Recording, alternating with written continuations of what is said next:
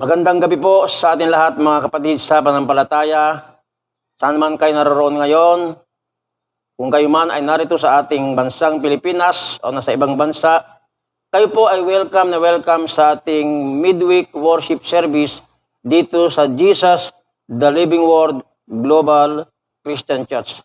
Pero bago po tayo magsimula sa ating tatalakayan ngayong gabi, tayo po muna manalangin.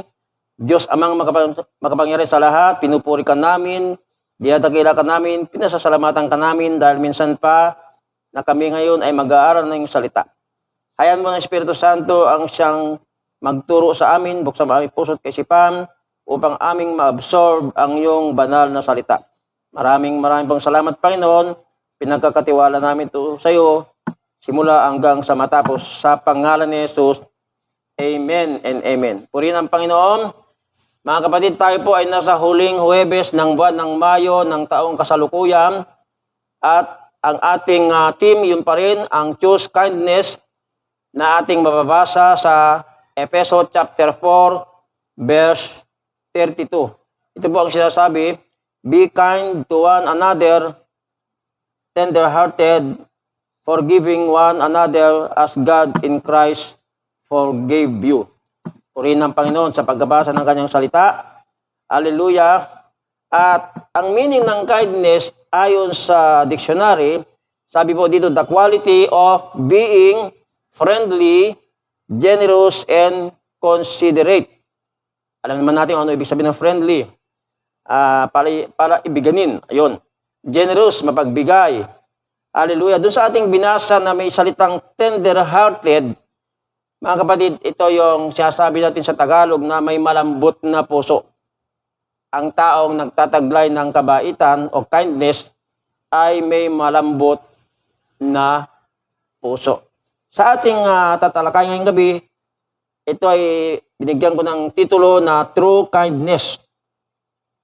Hallelujah. Sa ating introduction, ang kabaitan o kindness ay isa sa fruit of the Holy Spirit.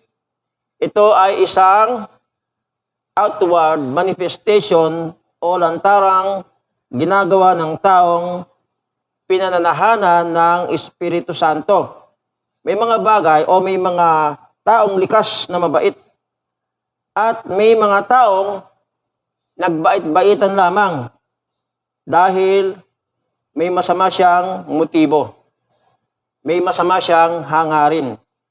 Hindi na ito ayon sa pag-ibig dahil naghihintay siya ng kapalit. O ito ay tinatawag natin na conditional love. Meron pong 4 na katanungan dito tungkol sa kindness. Number 1, what does the Bible teach about kindness? Ano ba ang tinuturo ng Biblia sa atin tungkol sa kabaitan? Kind and tender-hearted. Sabi ko sa ating nabasa, Efeso chapter 4, verse 32. At doon sa Luke 6:35, may sinasabi ang Panginoong Hesus dito, but love your enemies and do good and lend, expecting nothing in return, and your reward will be great, and you will be sons of the Most High. For he is kind to the ungrateful and the evil. Ibig sabihin mga kapatid, ito ay medyo, kung titignan mo, parang mahirap gawin yung love your enemy. Enemy mo na nga pa, mamahalin mo pa. Pero yan ang sinasabi ng ating Panginoong Hesus. Ito po, ang pwede lang makagawa nito mga kapatid, yung taong pinananahanan ng Holy Spirit. Yung mga taong may personal na relasyon sa ating Panginoong Hesus.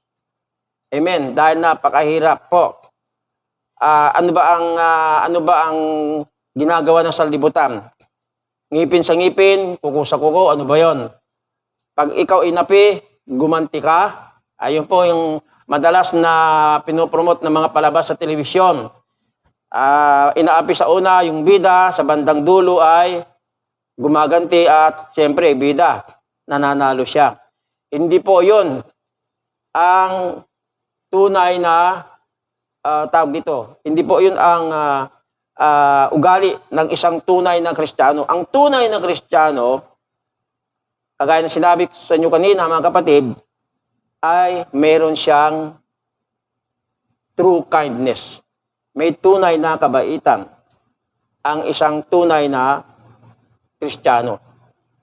Number 2 question. What is the biblical principle of kindness? Alam niyo po, sa ating lahat, ako'y naniniwala na marami sa ating nakakabasa ng tinatawag na Golden Rule. Yan po ay nababasa natin sa Matthew 7:12. Natatandaan ko yung ilang phrase doon, ang nakalagay doon. Kung itatagalog natin, gawin mo sa iba ang gusto mong gawin nila sa iyo. Paano ba yun? Kung gusto mong may gumawa sa iyo ng kabaitan o ng kabutihan, ikaw na ang unang magpakita ng kabutihan o gumawa ng kabutihan sa kapwa. Tayo na ang unang magpakita ng kabaitan sa ating kapwa. Yun tinatawag na Golden Rule. Gawin mo sa iba ang gusto mong gawin nila sa iyo. Ginawa ni Confucius to, yung isang great philosopher ng China, parang binaliktad niya. Do not do to others what do not want done unto you. Huwag mong gawin sa kapwa mo ang ayaw mong gawin nila sa iyo. Parang parehos lang, Pero itong sinasabi ni Jesus Christ, gawin mo sa iba ang gusto mong gawin nila sa iyo. Yan po ang principle ng Bible. Yan po. At kung titignan natin, ay parang mahirap din gawin. Dahil ang taong wala sa Panginoon ay talagang namumuhay sa laman. Namumuhay sa laman. Pag inapi, kailangan gumanti. Tayo mga Kristiyano, sabi sa Bible, ipaubaya sa Diyos ang paghihiganti. Amen. Yung love your enemy, kung gusto ko lang, babalikan ko lang, ay napakahirap gawin yon. Yung mahalin mo ang kaaway. Number 3 question, mga kapatid. Number 3, ito yung isang example ng kindness. What is the story about kindness? Ito po yung mababasa natin sa parable of the Good Samaritan sa Lucas chapter 10, verse 25 hanggang 37. Sasummarize ko na lang yung kwento dito o yung parable na ginamit ni Jesus Christ. Meron kasing nagtanong na tao, paano daw gawin niya para siya ay maturingan siya ay mabuting tao. Ang sagot sa kanya ni Jesus Christ, ng ating Panginoon, ibigin mo ang Diyos ng buong puso, buong lakas, buong isip, buong kaluluwa. Ibigin mo ang iyong kapwa gaya ng pag-ibig mo sa iyong sarili. At natanong uli yung lalaki, sino naman daw yung kapwa? Ngayon, gumamit ang ating Panginoon Jesus, mga kapatid, ng parable o yung talinghaga. Doon sa Lucas chapter 10, verse 25 hanggang 37. Ito yung istorya ng isang taong o isang lalaking naglalakbay mula sa Jerusalem papuntang Jericho. Hinarang siya ng mga tulisan, binugbog, ginubaran, at halos patay na nang iwan yung lalaki. Nakahandusay sa daan. Siyempre, halos patay, ibig sabihin, nag-aagaw buhay yon. Dumaan, mga kapatid, yung isang paring Hudyo, tinignan na lang niya yung biktima, lumihis siya, at nagpatuloy sa kanyang paglakad. Wala siyang ginawa. Wala siyang ginawa action. Tinignan lang. Yung Levita, dumaan din, ganun din. Parehas lang. Parehas lang sila ng ginawa ng paring Hudyo. Para yun saserdote, sa ibang salita.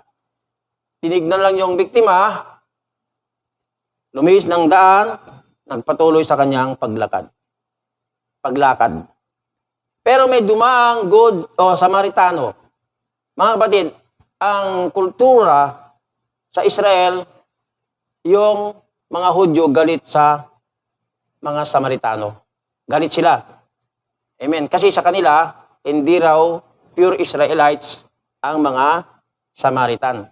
Maaring itong dalawang paring Hudyo na ito o yung isang dalawang Israelita na ito, paring Hudyo at yung Levita, ay siyempre Levita, dugo ni Levi is Israel, maaring ano ko lang ito, sa akin lang to. Maaring dahil galit sila sa sa kapwa nila, hindi nila alam kung Samaritano o tawag dito o anong klaseng tao yung kanilang ano. Pero kahit pa ganun ang kanilang kultura, hindi dapat pairalin yung merong tinitignan, may tinititigan o yung tinatawag na ano ba tawag doon? Yung discrimination. Racial discrimination. Pero dumaan yung Samaritano, naawa sa biktima, binuhusan ng langis at alak ang sugat at nilagyan ng benda. Maaring itong langis at alak ay nakakatulong, pinaka-first aid siguro, nung panahon na yon. At binendahan, nilagyan ng benda yung sugat ng lalaki. Sinakay niya sa kanyang asno, dinala sa bahay panuluyan o hotel siguro ito upang alagaan siya doon. At nagsalita siya sa verse 35, sabi nung lalaki, nung Samaritano, sabi niya, kinabukasan binigyan ng 2 salaping pilak ang namamahala ng bahay panuluyan at sinabi, alagaan mo siya at kung higit pa riyan ang magiging o magagastos mo, babayaran kita pagbalik ko. Sabi nung Good Samaritan, doon sa namamahala ng bahay panuluyan. Ano nakikita natin dito mga kapatid? Tama lamang doon sa sinasabi o ibig sabihin ng kindness, the quality of being friendly, generous, mapagbigay siya, nandun, gumastos siya, at kung merong kulang pa, babalik siya at babayaran, considerate, maalalahanin, maawain, maunawain, at ibig sabihin, meron siyang malambot na puso. Amen. Hindi niya kaano yun. Hindi sinasabi sa Bible na kilala niya. Basta nakita lang niya yung lalaki na nakahandusay sa kalsada o sa daanan na iniwan ng dalawang tao na nauna, yung Hudyo, paring Hudyo, saka yung Levita. Amen. Yun po isang magandang halimbawa ng taong may kabaitan. Sa atin ngayon, sa ating mundo, sa ating naobserbahan, sa ating paligid, may mga taong gumagawa ng kabaitan, sana paghahangad din na sila ay gantihan din ng kabaitan. Maring matulungin siya, o nagbibigay siya, pero naghihintay din ng kapalit. Hindi po yun ang tunay na pagmamahal o pag-ibig. Unconditional love dapat. Unconditional giving dapat. Huwag tayong mag-expect na merong ibabalik sa atin kung tayo ay may tinulungan. Kung ano man yung naitulong natin, financial man yan o ano man, huwag tayong mag-expect na ganun din ang gagawin sa atin. Basta gawin natin yung sinasabi ng golden rule. Gawin mo sa iba ang gusto mong gawin nila sa'yo. Magpakita tayo ng kabaitan. At ang Diyos ang magbibigay sa atin ng gantimpala. Alam ng Diyos yung puso natin. Alam ng Diyos kung nagkukunwari lang ang isang tao nang nagbait-baitan lamang. Alam din ng Diyos kung yung kabaitan na yan ay totoong kabaitan. Hallelujah. Number 3, number 4, question. What is the lesson of the kindness of God? Ano ang aral na napupulot natin sa kabaitan o kindness ng ating Diyos? Sabi sa Psalm 117 verse 2, tinatalakay doon na ang kabaitan ng Diyos ay great, dakila. Sinabi rin sa Psalm 119 verse 76, reminds us that His kindness bring us comfort. He doesn't just want you to be nice, He wants you to be kind. So, since we are recipients of such kindness, dahil tayo naman ay pinakikitaan ng Panginoon ng kanyang kabaitan, God expects His people to be ambassadors of kindness. Dapat tayo ambassador din ng kindness. Ano ba yung ambassador? Tawag dito. Ano ba ibig sabihin ng ambassador sa Tagalog? Yung kinatawan. Kinatawan. Yung kindness ng Diyos na binigay sa atin sa ating puso, maging tayo ang kinatawan ng kindness na yan upang ipakita natin sa ating kapwa dito sa lupa. Sabi dito, uulitin ko lang, Since we are recipients of such kindness, God expects His people, tayo po yun mga kapatid na may panampalataya sa Diyos, God expects His people to be ambassadors of kindness here on the earth. Dito sa mundo, dapat para tayo mga Kristiyano, hindi lamang tayo ambassador of salvation. Hindi lamang tayo ambassador of na kaligtasan o ng conciliation. Dapat tayo ay ambassador din ng kindness o kabaitan dito sa ating mundong ginagalawan. Amen. Yan po. Tayo pala ay, mga kapatid, ang tunay pala na kabaitan ay nakikita lamang yan. Ang Diyos lamang ang tunay o ang talagang nakakakita kung peke ba yung kabaitan na ginagawa ng isang tao o ito'y galing sa kanyang puso dahil ito ay isa sa bunga ng Spirit. Sa Galatia 5:22, mababasa natin doon. Ano ba yung bunga doon? Fruit of the Spirit, love, joy, peace, patience, kindness, goodness, faithfulness, humility, and self-control. Hallelujah. So mga kapatid, ang tunay na kabaitan pala ay yung true kindness is spirit produced. Nasa conclusion na tayo mga kapatid. Ang tunay na kabaitan, ito ay produkto ng o bunga ng Espiritu Santo. Galatia 5:22. Isa doon sa siyam. Ang kindness, goodness, faithfulness, yan po ay outward manifestation ng Holy Spirit, ng fruit of the Spirit sa atin. Yung love, joy, peace, yan po ay inward manifestation. Mga kapatid, ang kindness, nakikita yan sa action. Hindi lang puro salita. Kaya nga outward manifestation Ang kindness, ang kabaitan o goodness at faithfulness, nakikita yan sa ating buhay. Sa tao yan. At hindi ko naman sinasabi na born again lamang ang nagkakaroon ng kindness, ang Diyos lamang ang nakakaalam. Pero ang tinutukoy ko, yung kindness na binabanggit sa Galatia 5:22, dun sa fruit of the Spirit. Natural kasi yan It is a supernaturally generous orientation of our hearts. Kumbaga sa nandyan yan, nilagay ng Diyos yan sa ating puso. At nagmamanifest, lumalabas at nakikita sa atin.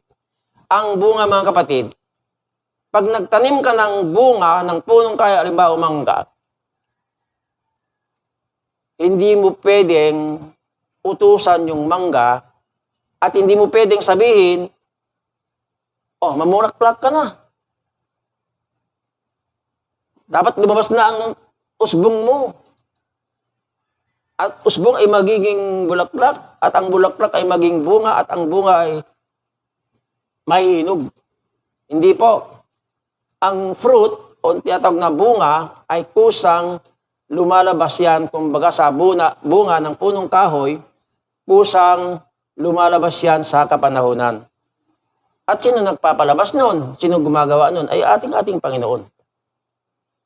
Imagine natin, biro mo isang maliit na buto, pag tumubo, napakalaki, alimbawa yung mangga o anumang puno yan. Pagkatapos, hindi mo namamalayan. Hindi natin namamalayan. May talbos na pala. Yung talbos, nagiging usbong nagiging bulaklak. Sa atin bilang mga Kristiyano, nakikita rin sa atin yan, nagmamanifest din sa atin yan. Kasi nga, tayo ay anak ng Diyos. Mga kapatid, gusto ko lang maipahayag sa inyo mga kapatid, lahat ng viewers ngayon, na ang fruit of the Spirit ay isang katibayan na tayo ay anak ng Diyos. Dapat nagmamanifesto sa atin yan. Dalawa yan Isa pa yung gift of the Holy Spirit. Pero ang tinatalakay ko, ang sinasabi ko, yung fruit of the Spirit na isa dyan yung kindness. Kabaitan sa Tagalog. Kung titignan natin ay talagang isipin na lang natin mga kapatid. Isipin na lang natin. Sa isang tahanan, halimbawa, sa loob ng isang tahanan, meron dong hindi born again, hindi pa Christian, wala pang personal na relasyon sa ating Panginoon.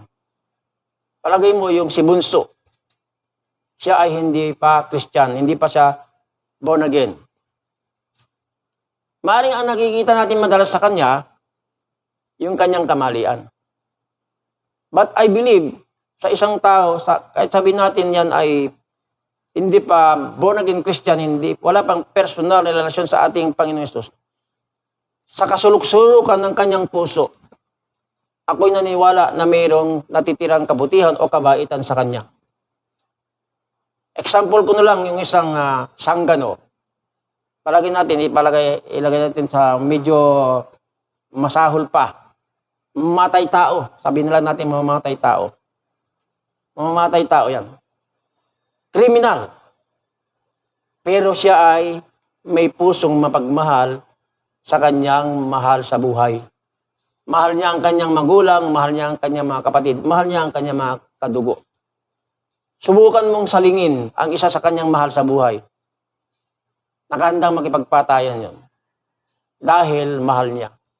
Yun ang ibig kong sabihin sa kasaluk-sulukan ng kanyang puso, sa kabila na siya ay nakikita natin na isang sinusuka ng bayan, hindi maganda ugali, maraming bisyo, pero sa kasuluk-sulukan ng kanyang puso, mayroon kabutihan, may kabaitan na nakikita sa kanya. Amen. Yan po, kaya hindi tayo pwedeng mag-judge . Ang Diyos lamang ang pwedeng umatol. Pero sa atin na nakakilala sa Panginoon, mga kapatid, kasi nga, pag tayo na-baptize ng Holy Spirit, ang isang pruweba o isang ebidensya na tayo ay nakakilala na sa Panginoon, meron tayong fruit of the Spirit. Yan po ay nakikita sa buhay natin. Tayo ay meron fruit of the Spirit. Yun lang isa doon, halimbawa, yun ang self-control. Naku, maraming Kristiyano o maraming tao na mainitin ang ulo, kulang sa pagpipigil sa sarili. Pero pag ikaw ay isa ng born-again Christian, tayo po ay may personal relasyon sa ating Panginoon at nakatira na sa atin mismo ang Espiritu Santo, makakayanan natin yan sa tulong ng ating Panginoon. Amen. Kaya po, mga kapatid, napaganda itong topic na to na dapat makita sa ating mga Kristiyano.